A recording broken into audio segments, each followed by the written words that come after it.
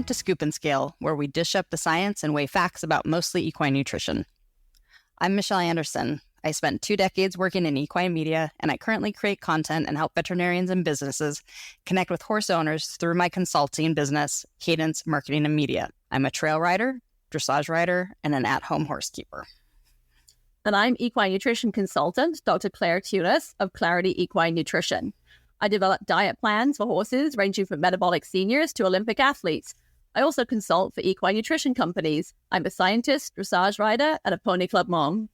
Claire and I collaborated for years when I was the editor of an equine publication, and she was one of our regular contributors. We'd finish work, but we always had more to talk about. New products, new research, and our own horses. This podcast is an extension of those conversations. It's for anyone who wants to make better choices when it comes to feeding and caring for their own horses. And before we get started, a quick disclaimer. The information in this podcast is general and not meant to replace the individualized advice of your own qualified equine nutritionist or veterinarian. And while I have a PhD in nutrition, I'm not a veterinarian and can't give medical advice. With that, thank you for joining us, and we hope you enjoy the following episode.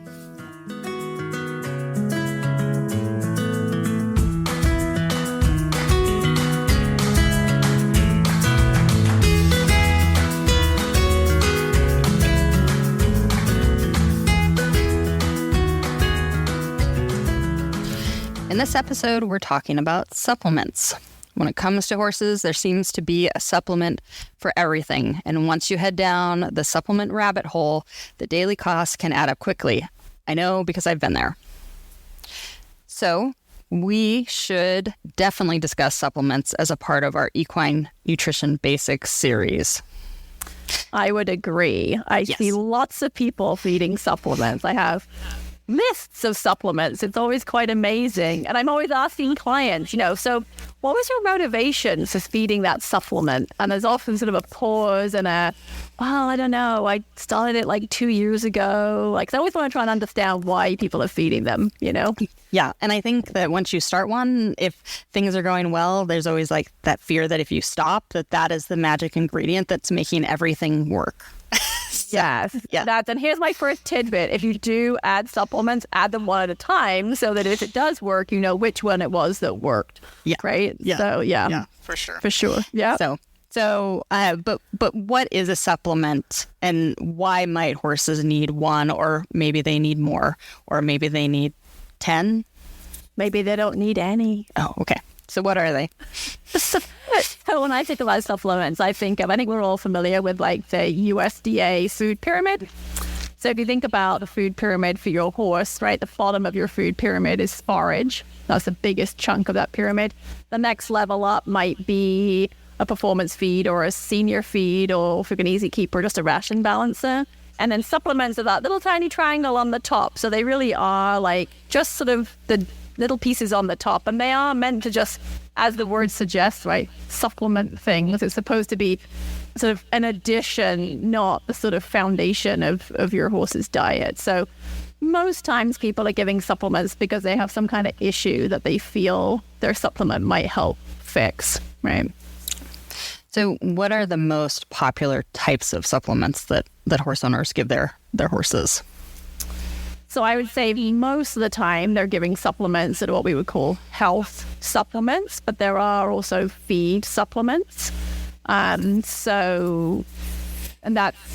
how they're categorized by sort of regulatory agencies. So food supplements have ingredients in them that are deemed to be food ingredients and nutrients and required in the diet. So things like calcium, magnesium, zinc, vitamin E, those kinds of things. Those are food supplements versus health supplements, which you're giving because you're trying to support some kind of the health of your horse. So those might be herbal things. They might be the confusing thing. And I struggle with this as a nutritionist because, you might be feeding zinc as a nutrition supplement because it's a required nutrient and part of the diet.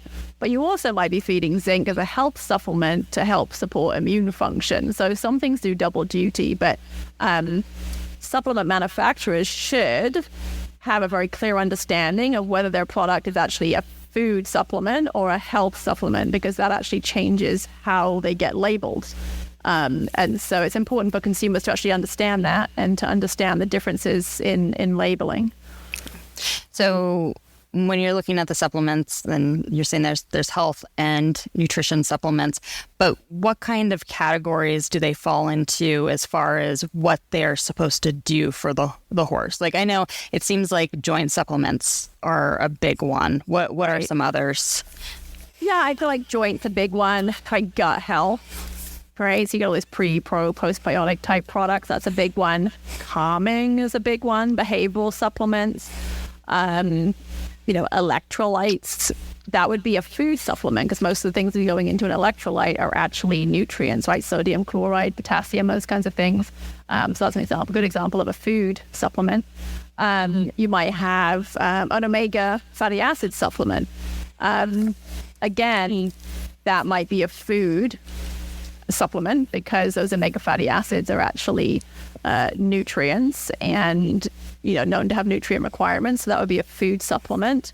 And then there's all your herbals, botanicals, right? And so sometimes those fall into different things. I think like red raspberry, that's botanical herbal, but it's often in the calming or the moody mare category, right? Mm-hmm. That's an ingredient you'll often see. Hoof, that's a huge one. Skin and coat. Yeah. And obviously the ingredients in skin and coat might be omega-3s. Yeah, well, and that's a lot of it's a lot of catch duty sometimes too. Well, and I was thinking like respiratory supplements, but that's a really good point. So the omegas are such a big part of this. In our last episode that we posted, we talked about salt and electrolytes, but we had a side piece that we talked about flax and then DHA and different forms of omega-3s. But omega-3s show up in a lot of different types of supplements. Why? Why do we see omega-3s in skin and coat and hoof and respiratory supplements and weight gain? Right. Well, so weight gain is because it's a fat, right? So it's a lot of calories. There's more calories in a gram of fat than there is in a gram of carbohydrate or a gram of protein. So that's why fat, no matter the type of fat, tend to be in weight gain products. And obviously we like omega-3s because we think of them as being healthy because they help support an inflammatory response. This is where you start getting into the linguistics of the language of things you can and can't say around supplements, right? Because it's very tempting to say that omega-3s are anti-inflammatory because that is sort of their action in the body, is that they have sort of an anti-inflammatory effect in the body. However, supplement manufacturers cannot say that a supplement is anti-inflammatory because that's a treatment claim or a prevention claim. And so supplements, although they are maybe health related, and actually, interestingly, in the eyes of FDA, they are drugs. But they're not drugs in the way that you and I think of them. When I think of drug, I think pharmaceutical, right? I'm not thinking omega-3.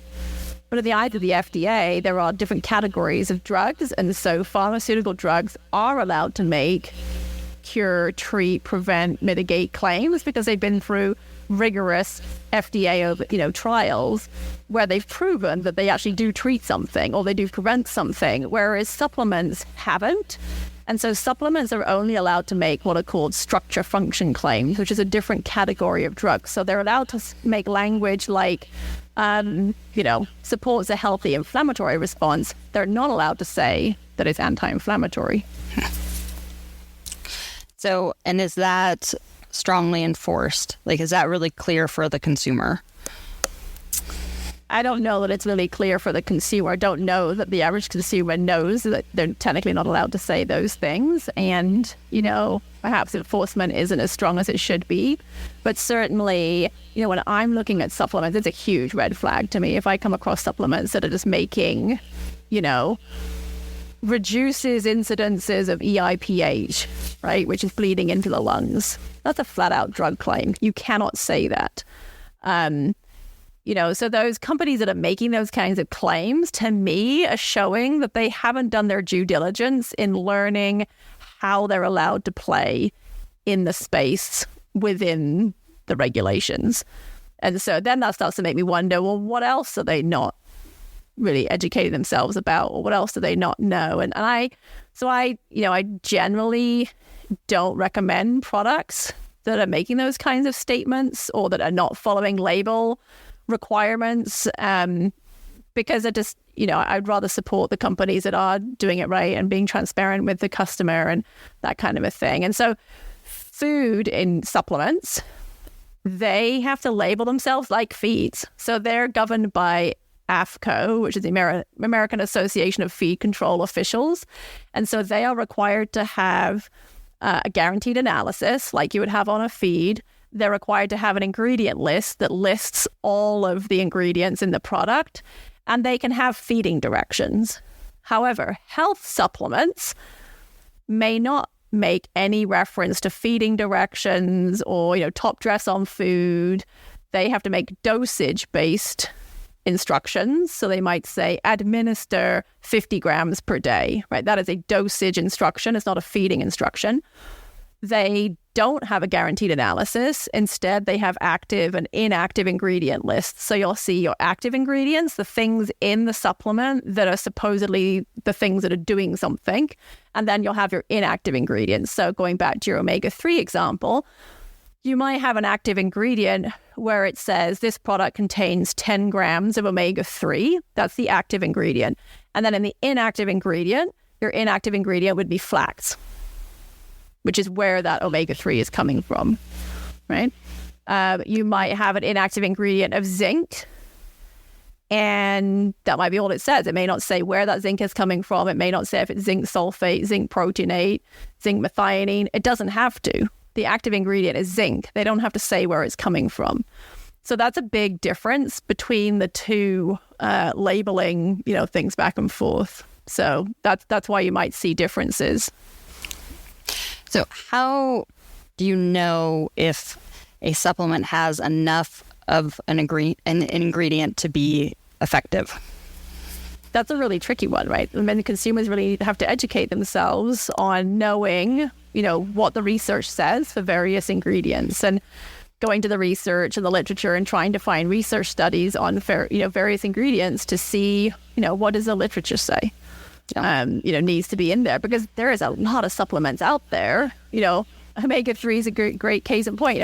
Talking about EPA and DHA like we were previously, lots of supplements have 50 milligrams of DHA or 150 milligrams of EPA, and you need gram quantities of those omega-3s to really be effective. So to your point that so many supplements have a lot of the same things in them, often they're in there, what I kind of call tag dressing, like teeny weeny amounts. So you go, oh, great, look, it's got EPA and DHA in it. Mm-hmm. Yeah, not necessarily enough to really do anything. Yeah, and you have to be careful of that zero placement when you're working with milligrams and grams. And you obviously grew up in England, and I grew up here, and we had this short amount of time where they tried to teach us the metric system and failed, and then it was given up on when I was in grade school. But there was something where I was figuring out grams of something, and then I went, hey, wait a second, these are milligrams. This has like nothing near, because I started going, this should be a lot more. Like I should be giving more volume to my horse if that's the case. And then I finally figured it out. And it was milligrams, not grams. And I needed grams, not milligrams. So it was a fraction, Right. Well, and it always cracks me up a little bit, because like on joint supplements, you'll see glucosamine is nearly always given as, for example, 10,000 milligrams or 5,000 milligrams. Well, that's 10 grams. Mm-hmm. It's a lot. I don't just say 10 grams. Well, 10 That doesn't seem like as much. Right. No, I want what I'm paying for.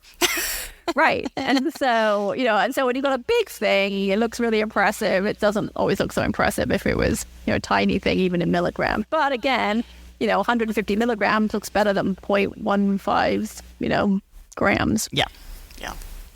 So yeah, it's worth paying attention to the labels and getting out the calculator. Make sure you're doing your math right when you're doing this stuff. Yeah. And there's a lot of, Google, here I am sending people to Google, but there's lots of things, especially Google Scholar. If you go into Google Scholar and you put in like horse biotin or something, it's going to pull up. Google Scholar is sort of their database of research articles. Mm-hmm. So you might find, quite easily a number of at least the abstracts for things. PubMed is the same. Going in there and just putting in, biotin horse or whatever, you'll pull up several papers, and at least in the abstract, at the bottom of the abstract, it should summarize the conclusion at least, and give you the whole abstract will give you a brief overview of what it was they did in the research trial, what the results were and what their takeaway comments are. So you might, at least, get some sense of what was it they looked at. Okay, they investigated feeding horses. Is there a difference between feeding 10, 20, and 30 milligrams of biotin to horses over a 6-month period? And then, a quick summary of, hoof shelliness or something, and that they found that there was or there wasn't a significant difference between those, 3 versus not feeding any at all or whatever. So then you can start going to your products and kind of saying, okay, well, if the research says I need, somewhere between this range and I've only got a fraction of that, this probably isn't the supplement that I want for this issue. So I think it's really important when people are looking at articles on Google Scholar or PubMed to remember that it's not always going to be clear necessarily which companies were involved in the study or which specific product was involved, because they usually are talking about ingredients and not a specific company or a specific product. So sometimes it can be a little difficult to suss out, especially if there's something that's a really great, it had great results. It can be difficult to find, like, well, what was that? Usually by the time it gets marketed, then, someone will connect the dots for you so that you can find the one that you want. But then there will be other supplements that are similar, they'll reference the same research that maybe it wasn't their exact product. So I think it's always really important just to, for the consumer to be aware of that. Yeah, that's a really good point. And certainly if a company did have their product researched, they're very likely going to tell you all about it and hopefully have links to the research papers on their website. If it went well. Yeah. Good point. The other thing in the abstract, to your point, is it won't necessarily say who the sponsors were of the research. You'll get that in the big paper, but not necessarily in the abstract. But you might be able to get a sense based on where the authors are from, depending on how it was done. But that is a trick. And it's tricky. I mean, I like to formulate products using research-proven ingredients. And, the end product that I formulated might not get researched, but hopefully, but the ingredients I'm putting in it have hopefully been researched by the ingredient provider. And so while that's not as good as having the final product researched, it's expensive doing research, and a lot of, especially smaller supplement companies or feed companies can't really afford to be doing, university trials and the like. And so at the very least, hopefully the ingredients have got some research behind them. And that's always helpful. Yeah. And is it true that it also matters how the ingredients are handled when the supplement's manufactured? It can be. Some ingredients are, like, for example, more heat sensitive or whatever. So, they're not going to stand up to pelleting as well and that kind of thing. But again, if you've got a really good ingredient supplier, then they should have all that and, hopefully have some of that information available on that ingredient and what its heat tolerances are and that kind of a thing. But yeah, that's part of formulation. We'll have to do something about that at some point. Yeah. I think it's on the docket for the future. So, how can a horse owner know if a supplement is actually working? Like, how quickly should they see results, or does it depend?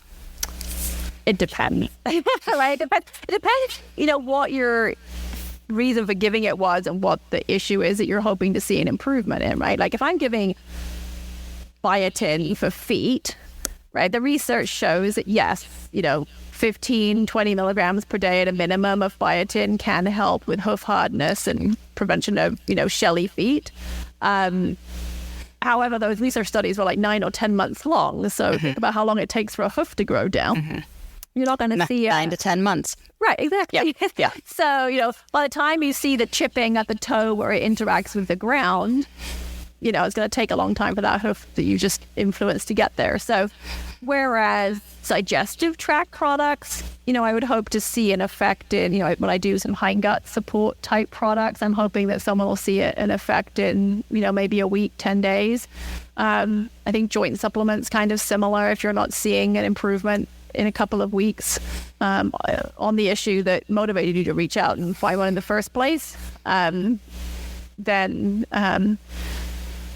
probably it's not the product for your horse. And it can be tricky because, again, there's glucosamine, and there's glucosamine. Like, they're different. Like, different manufacturers have slightly different twists on how they make that ingredient. So, the glucosamine that you put in your supplement, Michelle, may not be the same as the glucosamine I put in my supplement, even though on the label it says both products have 10 grams of glucosamine. So it can be a matter of, finding the products that, work in your particular horse. And I think that's definitely true also of like digestive support products. I have like a little toolkit with like 4 or 5 products in that, like a lot of horses with fecal water syndrome.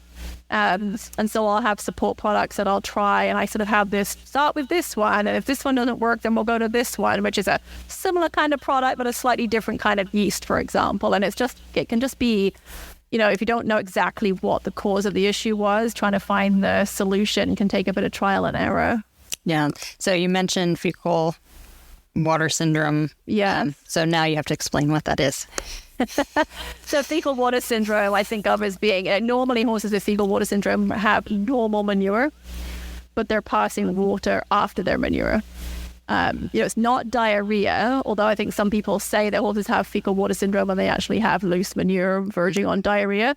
Yeah. But fecal water syndrome horses can have quite normal looking manure or just slightly soft, but they kind of have the dribbles afterwards, and it's literally liquid, and it's annoying because it runs down their back legs and it's a mess. And, you want to wash it off because it's all, just caked manure on their inside of their thighs, and it's chaffing, and on the back of their, it can get, hair will start coming off, that kind of a thing. And then you feel like you want to wash it off, and then the constant washing makes them sore, or it's minus 20 out because you live in, Nebraska, and you're washing manure off your horse. So it's a condition that I see a lot of, and oftentimes the horse is seemingly very healthy, and vets have often kind of little bit tried everything they can think of and have kind of gone back to the owner and said, look, your horse is healthy, it's fine. Then the owner will come to me and say, but it's not. Please help. Yeah. I'm out here in January, minus 30, trying to figure out how to wash manure off my horse. Like, maybe my horse is fine, but I'm not fine. Yeah. I had one in a therapy herd that I managed, and that's why we ended up with him. And he was wonderful. But he had fecal water syndrome, and so his owner wasn't able to sell him when she put him out for sale. It's really obvious. And it was poopsicles, and we tried everything. So anyway, if you're dealing with that, we'll put that on the topic list, because I think you can go more in depth on that one, because that one's a hard one. Yeah. And especially when it's 15 degrees out and you have a tail that's iced over. So, so on that note, that's a tangent. But so coming back to supplements, I know I'm mostly a dressage rider. I took this little amount of time where I played with doing endurance for a little bit, never made it very far, but far enough to know a little bit. 25 miles? No, 20 miles, because I took a wrong turn maybe on a 14-mile ride. You get close to 25 and you go, that's a long time to be in a saddle. But especially if you're lost. Right. Anyway, but so in endurance, MSM is, I believe, no one take my word for it. If you are an endurance rider, check with your governing body. But MSM, I was surprised to find that it's not allowed if you're riding endurance. However, in dressage horses, it's in a lot of our joint supplements, and as far as I know, USEF MSM is approved. So how do you know what you can use and what you can't based on your discipline if you're competing? Yeah, I mean, that really, I think you said it. You have to go back to your governing body, right? And the rules change every year. Different things come and go. So yeah, it's really worth calling. I know with USEF, they're pretty easy to work with. You can phone them and ask them, and they'll tell you. And some products is a flat out, no, you cannot show on this. And others, it's you need to take it away X amount of days before, show. And I mean, the big ones that come to mind, obviously, are the calming supplements. I think it actually says in the rule book that it's sort of not really good sportsmanly conduct to be feeding your horse a supplement that's with the goal of changing its behavior. It's not really within the, what we want from good sportsmen. But, at the end of the day, there's tons of people out there feeding magnesium and trying to, calm their horses, whether or not there's any research to support that. And, it's hard to ban magnesium when it's a required nutrient. But certainly, things like valerian, absolutely not allowed. Right. So you do just have to kind of know. And I think it's worth understanding that it's not necessarily the ingredient itself. It may be this, what we call secondary metabolites, that thing is metabolized into. So obviously, there's many ways that an ingredient gets broken down into all its little chemical components, and it may be that there's just some chemical component within that. I mean, think about, for example, cannabinoids in hemp or marijuana or whatever. I mean, there's there's this one chemical within that plant. So it may not even be the plant per se. It may just be this one chemical that it produces. So definitely go to your governing body and find out. And don't trust just because the label on the bucket. So I think it's really important to say, I think FEI and USEF and other governing bodies would all, state that they do not approve supplements and feeds. Right? There are no, you can't go to USEF or FEI and get them to approve your feed. That doesn't exist. Yeah. Excuse me. So like if you're got a product that said it's FEI approved, that's not a thing. No. And I think it's also important that just because you used it last year doesn't mean that it's okay this year. Like these do change every year. The lists get updated. So it's important to be, at the end of the day, as the owner or the rider competing on the horse, it's your responsibility to follow, to know and follow those rules. Absolutely. There's so many rules. There's so many rules. God, we can't use a boucher anymore if it's got more than whatever it is milli. Yep. And your arrow on your bid, if it has one, needs to be on the left side, pointing forward. But don't take my word for it. Although I'm pretty confident on that one. Sometimes I know what I'm talking about. That one, I'm pretty sure I know what I'm talking about. But so check with your governing body. So I think the omega-3 conversation touched on this, but is there a way that you can end up over supplementing your horse with something, especially if you're using multiple products targeting or marketed for multiple issues or benefits, and you're giving them all to your horse at the same time, and maybe there's crossover ingredients between those? Yeah, absolutely. I mean, luckily, most of these things are pretty benign, right? And the worst you're doing probably is just wasting your money. But, I have seen diets where selenium is snuck in funny places. I actually just did a diet for a barrel racer who was giving a couple of airway-related products and combined her diet. I want to say I had like 40,000 IUs of vitamin D in it, which is way too high. And that can really start having, you can start actually causing issues that you really don't want. So yes, you can. And they had just snuck in, combined with the feed she was feeding. And then these two, there was a joint health supplement that had vitamin D in it because vitamin D is implicated for bone health. And then it was also in this airway supplement. And all of a sudden you've got, multiple sources, and it had added up. Vitamin E is another one. We seem to think that vitamin E is benign and the more the better and what have you. And as long as you're up to, 10,000 IUs, you're safe kind of thing. And again, I think we've talked about this before. You need to test and really find out if that's really true, because every horse's utilization of vitamin E is a little different.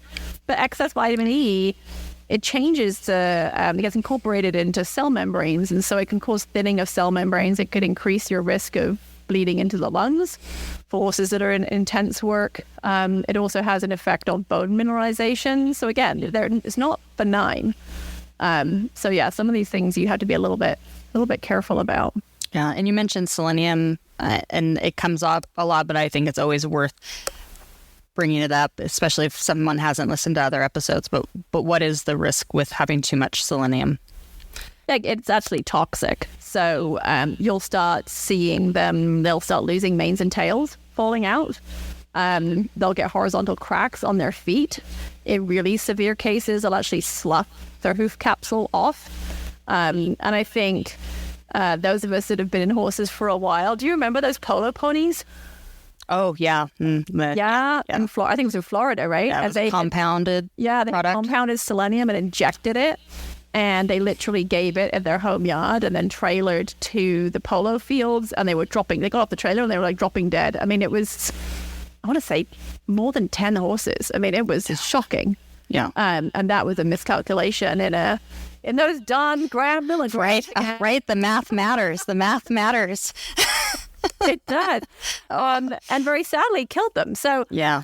I mean, generally, they're on the one hand, yes, it's toxic at a much lower level. So let's say, an upper tolerable safe limit is like 20 milligrams. That's where it starts to become toxic in the diet versus, say, if you're looking at something like zinc or copper, you've got hundreds of milligrams before it becomes toxic. So it's a huge difference.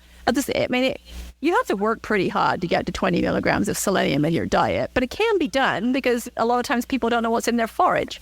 And some of our states are in regions where there is quite a lot of selenium in our forage. And I know it's not where you are. No, not where we are. But, you have to be careful because it'll show up in like livestock salt. If you're not paying attention to the label. I had my husband picked up a bag that I had ordered online, from the feed store, and he brought it home. And I was like, oh, wrong bag. Get at the, so you have to keep an eye on that. So as far as the risks of over supplementation, so you mentioned vitamin E, vitamin D, selenium. Are there any others that might get you in trouble? I'm trying to think off the top of my head. I mean, there are also potential interactions with pharmaceuticals, between herbal things and pharmaceuticals. Yeah. Yeah. Having said that, I can't think of any off the top of my head, but I know they're out there. It's definitely worth talking to your vet about, especially if your horse is on prescriptions. Things like if you've got a horse that's on percent and you're giving it like a chasteberry product as well, it's like, is that okay? I mean, these are questions for your vet, as you said. So yeah, definitely worth bringing up. Okay, well, that is a fairly basic conversation about supplements, but we do promise we're going to get back to supplements because there's a lot of ground to cover. But hopefully that answers some of your most basic questions. So now we are to the part of the episode that I like to call Michelle Asks Clair for Free Advice. I've been asking Clair for advice for going on 10 years now. She's never sent me a bill for it, even though I've told her she can. But this is my opportunity to ask her a question, and hopefully she has an answer that will help you with your horses as well. So recently I got a new delivery of hay. I transitioned my horses by mixing my old hay with the new hay over the better part of a week. But my horses, all 4 of them, ended up gassy and with loose manure. It made me nervous. I needed to go out of town the end of that week, and leaving them actually made me a little nervous. That things could go sideways and that they might need to see a vet. It worked out in the end, and they're doing better now. What did I do wrong in that transition? Because not everyone transitions or has the luxury to transition hay the way that I did. And what can I do better next time? Yeah, I mean, it happens periodically. I've certainly gone into barns, big facilities where, they've got the new hay load in and they all get a little transient something, and then most of them get better and you've got like 1 or 2 that are left with loose manure or whatever. So do you tend to get enough hay for a long period of time? I usually do. Mm-hmm. Yeah. Okay. Yeah. And my horses had been on their previous hay for a year, and it was all from the same cutting. Like I'd had. Yeah. Yeah. So they're used to actually a very stable hay supply. Yes. So for example, in my barn, we get a stack of hay probably every 2 to 3 weeks. We don't have a lot of hay storage. We have enough for a squeeze of alfalfa and a squeeze of grass hay or Bermuda, and so those are going, fairly rapidly with the number of horses that we have at the facility.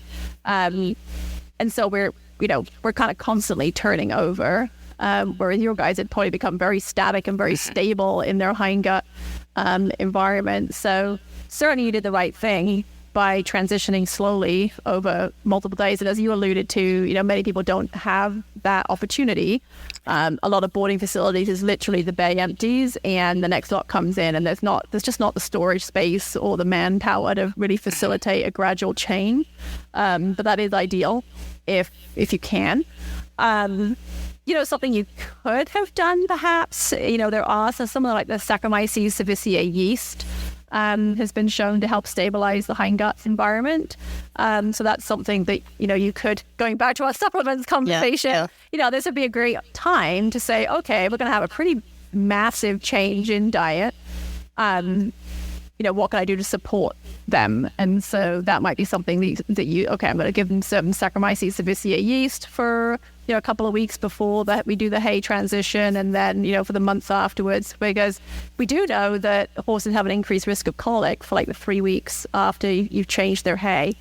And I can imagine our listeners might be going, but surely she just bought the same kind of hay. Like, why is this a massive change? I mean, orchard to orchard or, whatever. But obviously the chemical composition of that hay can change.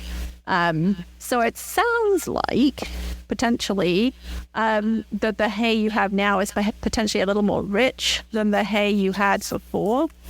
And that can cause some, be more rapidly fermented in the hindgut, so you get more gas production. So the way that hay is broken down in the hindgut is the bacteria break it down, and the byproduct of that fermentation is gas. And they're special gases. They're called volatile fatty acid. And those actually get absorbed through the gut lining into the bloodstream. And there are things like butyric acid, acetic acid, lactic acid, and they get used by the horse then as energy sources. So that's kind of how the horse gets its energy off of the hay from the byproducts of fermentation. But obviously, if you get very rapid fermentation, you can get a lot more gas than the horse can deal with, and that's when you can end up with them being a little gassy. And again, if you upset that bacterial population, if all they've been doing is sort of, eating cheese and crackers for the last 12 months, and then you suddenly come along and throw steak at them, they really enjoy that dinner, and then the next day they feel terrible, and so it's a little bit, that can give you the loose manure as well, just disrupting that population. So, the horse that struggled the most is my oldest one. Mm-hmm. Is there a reason that older horses might be more sensitive, or? Yeah, I mean, I think sometimes older horses' digestive tracts just don't work quite as well. They're not as efficient as they used to be. So possibly, maybe they're just a little, more sensitive to changes. I mean, think about our elderly human population, kind of similar.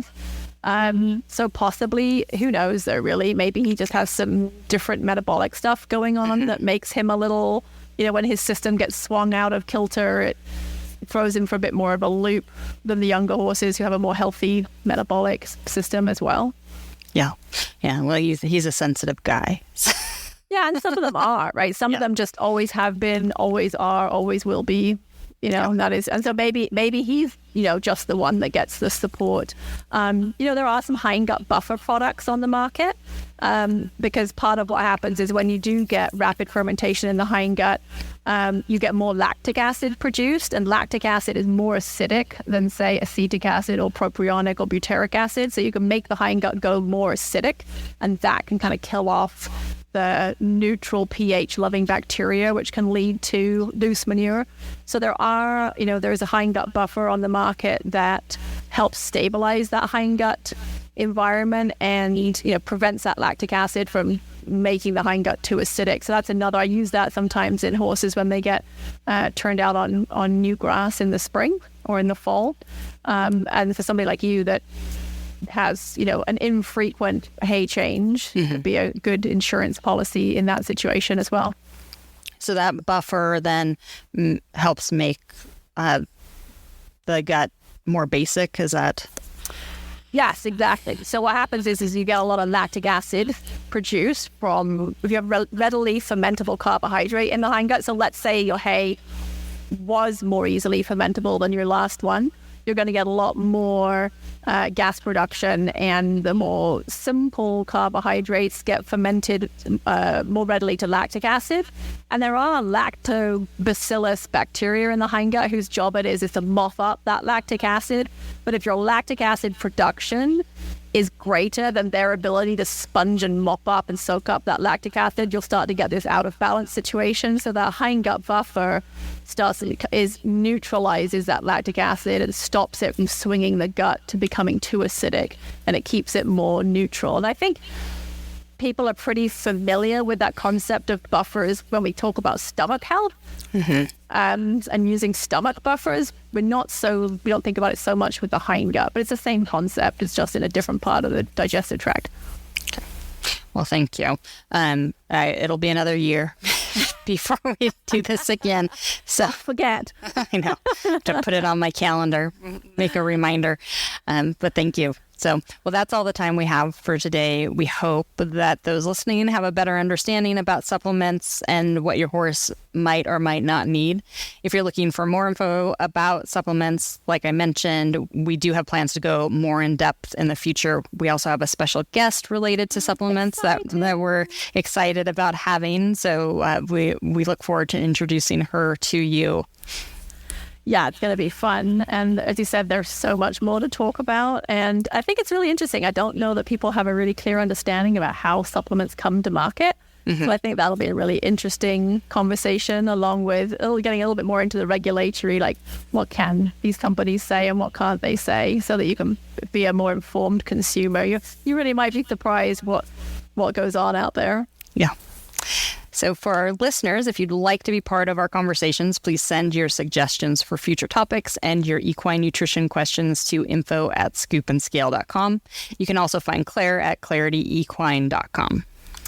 And please make sure to subscribe wherever you listen to your favorite podcasts. And if you found this episode interesting, make sure you tell your friends and share it on your social media platforms. Yeah. We've also started a little newsletter, and we're going to be sending out updates when we post new episodes. So you can sign up for that at scoopandscale.com, and is spelled out on that, scoopandscale.com, so that you don't miss an episode. For the Scoop and Scale podcast, I'm Michelle Anderson. And I'm Dr. Clair Tunis. Thanks for riding along with us.